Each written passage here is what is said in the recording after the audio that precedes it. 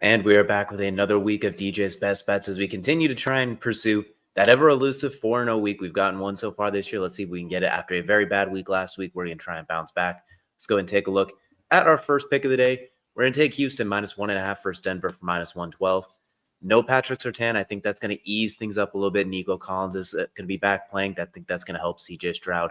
They're still going to have to deal with that pass rush, but I think the secondary is not going to be as ridiculous lockdown as it has been all season. And I think Houston's defense is going to make things difficult for Denver. This is a very interesting game. Denver's coming off some very high energy, high emotional wins between like the Giants and some of those. So I think this will be a comeback on earth, and Houston, I think, is starting to find a little bit of a groove.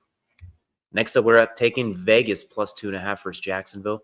I really think they can win this one outright coming off the bye week. If they can, they're 2-5. They're not dead yet. They just got a long ways to go. The bottom, outside the top 4 to 5 teams in the AFC, there's a lot of wiggle room. Granted, 2 of those teams are in their division. But that race for that 7th spot there, they could be right in it with a big win here.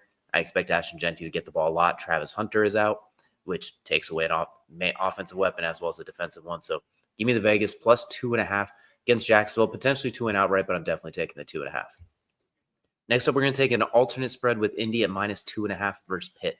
The main line is -3. I'm going to take the 2.5 because the difference is like -110 to -138, I believe, at the time. And I get that hook. So if it's a close game, then they crack in a field goal at the end to win it, you get a cover instead of a push. So we're going to take that all spread at -2.5. I think they're going to put up a lot of points on Pittsburgh. I do wonder if they're going to be able to hold Pittsburgh off. And if that Steelers defense starts playing like it's getting paid, like the most expensive defense, then it gets dangerous. So we're going to take -2.5. Last but not least, we had Detroit versus Minnesota over 48.5 at -110.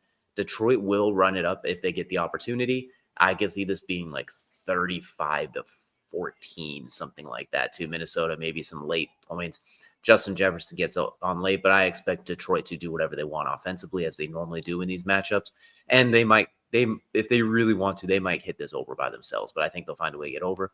If you parlay these all together, that's +1,116 as we continue to try and get the 4-0 week. This feels like one that will be 4-0. Let us know down below what your favorite bets are and which ones you have for NFL Week 9, and we'll see you all again next time.